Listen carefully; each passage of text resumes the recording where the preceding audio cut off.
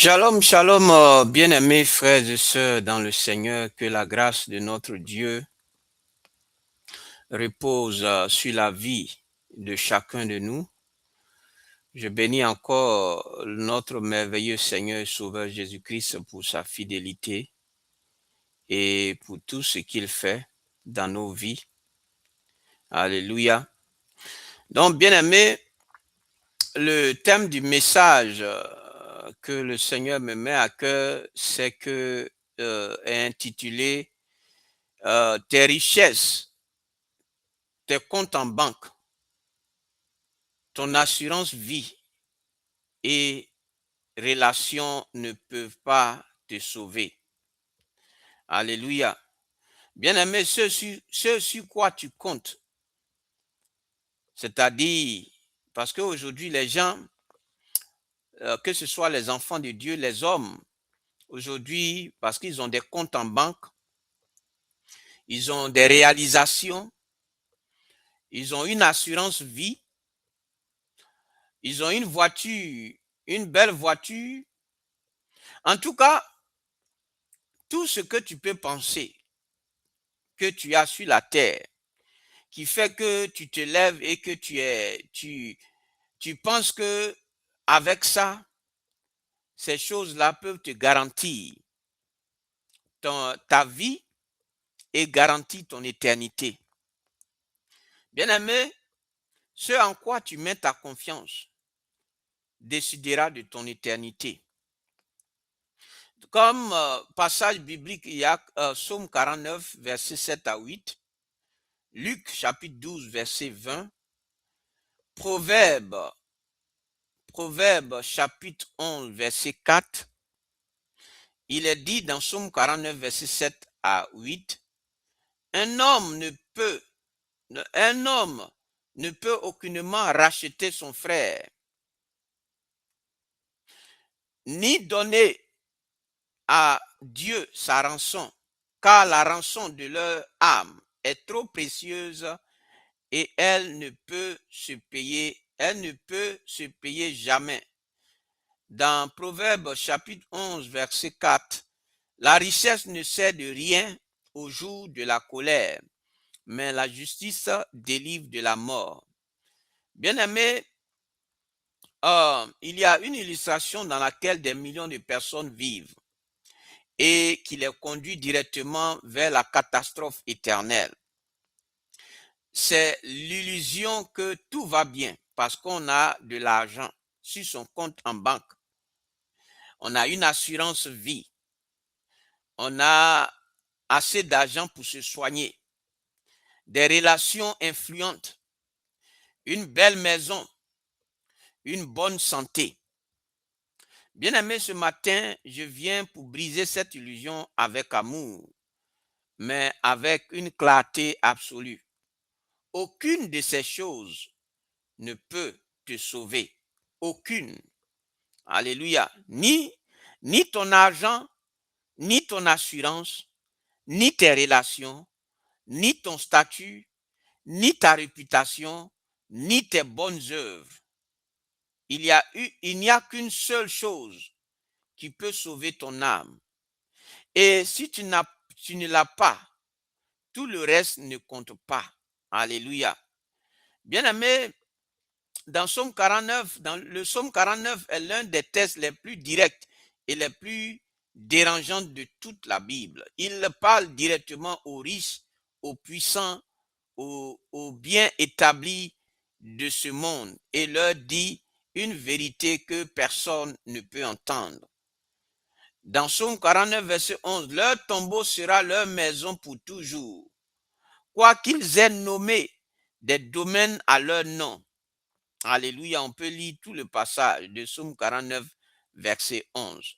Donc, peu importe le nom sur la porte, peu importe le solde du compte, peu importe les relations entretenues, la mort arrive et elle ne regarde pas ton bilan. Alléluia. Donc, Jésus a illustré cela avec le portrait du riche insensé. Dans Luc 12, un homme qui avait tout planifié, ses greniers, sa retraite, ses projets. Et Dieu lui dit, dans la nuit, insensé, cette nuit même, on te redemandera ton âme. Et ce que tu as amassé, pour qui cela sera-t-il? On peut lire dans Luc chapitre 12, verset 20. Ce n'est pas la version Louis II que je lis. Donc, vous pouvez lire dans Luc chapitre 12, verset 20. Donc, bien aimé, le premier point, c'est que tes richesses et ton argent ne peuvent pas te sauver. L'argent ne peut pas acheter la vie éternelle. Alléluia. On peut lire le même livre de Psaume 49, versets 7 à 8. Le problème fondamental de l'humanité, c'est le péché qui nous sépare de Dieu. Et à un prix qu'aucune richesse humaine ne peut payer. Pas les milliards, même de Bezos. Je vais parler du patron d'Amazon.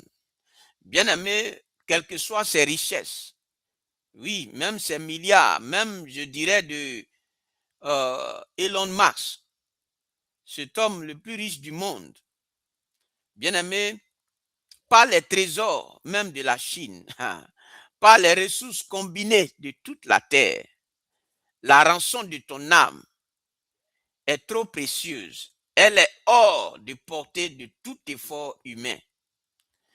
Dans 1 Pierre chapitre 1, verset 18 à 19, ce n'est pas par des choses périssables, de l'argent ou de l'or, que vous avez été rachetés, mais avec le sang précieux de Christ. Donc seul le sang d'un être sans péché pouvait payer la rançon. Et aucun billet de banque ne peut reproduire ce que le sang de Christ a accompli.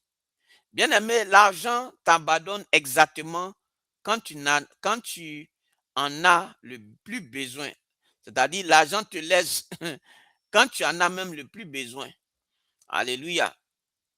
Donc, bien aimé, il ne faut pas compter sur ta richesse. Il ne faut pas compter sur ce que tu as. Bien aimé, si c'est ton cas, aujourd'hui, répands-toi et viens et accepte Jésus. Bien aimé, parce que ces choses-là, on a vu, pour le peu de temps qu'on a vécu, bien aimé, on a vu que des personnes qui étaient riches devenues pauvres en un rien de temps. Des personnes qui avaient toutes des richesses, qui avaient toutes les richesses du monde, vivre misérablement. Les gens qui avaient toute la richesse du monde être atteints de maladies incurables. Que leur argent, quel que soit l'argent qu'ils ont, ils n'ont pas pu, quel que soit l'argent qu'ils ont pour payer les plus grands médecins qu'ils soient, ils n'ont pas pu faire cela. Si je prends le cas du patron de Apple, la compagnie Apple qui fait les iPads, iPhone, celui qui a créé cette compagnie, Steve Jobs, il avait tout l'argent, mais son argent ne l'a pas sauvé. Alléluia. Son argent plutôt ne l'a pas sauvé, ne l'a pas guéri et il est mort. Alléluia. Malgré ses richesses. Donc si c'est ton cas, s'il y a quelque chose, oui, tu comptes sur ta richesse. Bien aimé, la richesse peut te laisser. La mort peut venir et ta richesse ne peut rien faire. Alléluia. Il faut le comprendre. C'est pourquoi tu as besoin de Jésus. Nous avons tous besoin de Jésus-Christ. Alléluia. La richesse crée une fausse sécurité qui endort l'âme. Alléluia. Donc, il faut comprendre ça. L'autre point, c'est que tes assurances et tes plans ne peuvent pas te sauver. Il y a des gens, ils sont là. Oui, l'assurance, j'ai assurance vie. J'ai une planification financière. Oui, mais quand elles deviennent, bien aimé, ta vraie sécurité, tu as un problème. Parce que ces choses-là sont limitées. L'assurance vie assure ta famille après ta mort. mais pas ton âme après ta mort, bien-aimé. Alléluia. Donc, il faut comprendre cela. Tes plans, les plans que tu as faits, ça dépend de Dieu. Oui, tu peux être le plus grand planificateur du monde, mais tous tes plans vont échouer. Alléluia. Tes plans peuvent s'écrouler en un instant. Tous les plans que tu as faits, plutôt, bien-aimé, tous les plans que tu as faits peuvent échouer. Je te le dis, tous les plans, quels que soient les derniers cris de plan, de planification que tu puisses faire, tous peuvent échouer. Alléluia. C'est pourquoi tu as besoin de quelqu'un qui va te donner une assurance au-delà de ces choses. Alléluia. Et cette personne qui peut te donner cette vraie assurance, son nom c'est Jésus-Christ. Alléluia. Bien-aimé, c'est ce qu'il faut comprendre. Tes relations et ton réseau. L'autre point, c'est que tes relations et ton réseau ne peuvent pas te sauver. Alléluia. Oui, on peut lire dans Psaume 49, verset 7 encore. Ton réseau te quittera. Même tes amis. Oui, ceux sur qui tu comptes peuvent t'abandonner. Alléluia. Il y a beaucoup qui ont été trahis comme ça. Même ton propre père ou ta propre mère peut t'abandonner. Alléluia. Ceux sur qui tu comptes et que tu te tapes la poitrine, ça peut te laisser. Ils peuvent t'abandonner, ils peuvent te rejeter. Mais il y a un seul nom, une seule personne. Bien-aimé, il s'appelle Jésus-Christ de Nazareth. Oui, il est le seul qui peut te donner, oui, tout ce dont tu as besoin. Qui peut être avec toi, je veux dire qui va être avec toi. Même quand les hommes t'abandonnent. Même quand tes biens, oui, t'abandonnent. Il est le seul qui peut te restaurer. Il est le seul qui peut te relever. Il est le seul qui peut te donner la paix du cœur. Bien-aimé, ce n'est pas parce que tu as richesse, tu as femme. Même ta femme que tu regardes et que ça fait ta fierté, puis tu es gonflé. Le ministère que tu as, ou ce que tu as, et puis tes épaules sont levées. Bien-aimé, cela peut t'abandonner. Alléluia. Ta belle femme que tu vois peut te laisser. Ton beau mari que tu vois peut t'abandonner. Alléluia. Ou il peut mourir, ou elle peut mourir. Celle pour laquelle tu n'as pas le temps pour Dieu. Celui pour lequel tu n'as pas le temps pour Dieu. Pour les choses de Dieu. Oui, il peut mourir. Il peut t'abandonner. Mais il n'y a que Jésus seul qui va toujours, bien-aimé, qui va toujours être avec toi. Et c'est lui qui tient toutes choses. Et c'est lui aussi qui peut te relever de là où tu es tombé. Accepte Jésus. Bien-aimé, ne place pas ta confiance en ces choses qui sont sur la terre. L'argent, les relations, ta femme, tes enfants. Tes enfants peuvent t'abandonner. Ton mari peut t'abandonner. Toutes ces choses pour lesquelles tu abandonnes Dieu, tu n'as pas le temps pour Dieu. Ces choses-là peuvent t'abandonner, peuvent te quitter. Mais il n'y a que Dieu seul. Lorsque toutes ces choses te quittent, il n'y a que Dieu seul qui sera avec toi ou qui peut être avec toi. Si réellement tu lui donnes la place. Alléluia. Parce que bien-aimé, ces choses, bien-aimé, auxquelles nous attachons, tes diplômes, il y a des gens, ils sont là, ils se vantent, ils ont les épaules levées, parce qu'ils pensent qu'ils ont un diplôme, ils ont un doctorat. Bien-aimé, tes études ne peuvent rien faire. Alléluia. Bien-aimé, ces choses sur lesquelles oui, qui font la fierté de ta personne. Ces choses-là, tu peux les perdre en une fraction de seconde. Ça a été le cas de Job. Job a tout perdu en un rien de temps. Mais c'était seulement sa foi en Dieu et sa confiance en l'Éternel qui lui est resté. Et c'est ça qui l'a relevé. Et c'est ça qui l'a restauré. Alléluia.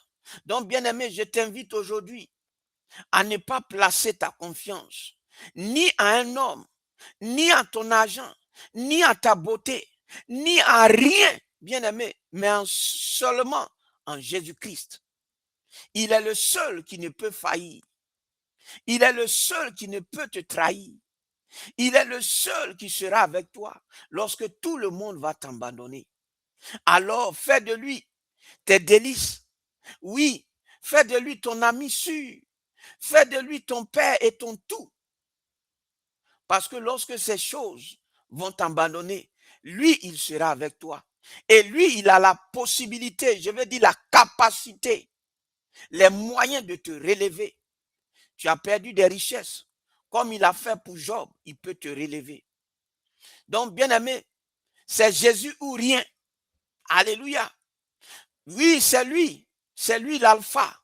C'est lui l'oméga. C'est lui le commencement. Et c'est lui la fin. Et c'est de lui que tu dois faire ta priorité. Parce que ces choses autour de toi que tu vois aujourd'hui qui t'impressionnent, ta femme que tu regardes, tes beaux enfants, bien-aimés, ne sont pas des garanties. Alléluia. Le Seigneur seul, sa présence et sa grâce est sûre. Alléluia. Donc, bien-aimé, c'est ce que le Seigneur m'a mis à cœur de partager avec toi. Toi qui mets ta foi en ces choses de ce monde. Toi qui n'as pas le temps pour Dieu à cause de tes business. Qui n'as pas le temps pour Dieu à cause des plaisirs de ce monde. Bien-aimé, écoute ce message. Et il faut remettre les pendules à l'heure. En revenant à Jésus. En faisant de Jésus-Christ le seul, l'unique de ta vie. Alléluia. Donc, bien-aimé, je vais m'arrêter là. C'est ce que le Seigneur me met à cœur de te dire. Et il faut qu'à partir d'aujourd'hui, tes priorités changent. Oui, la source de ta joie change.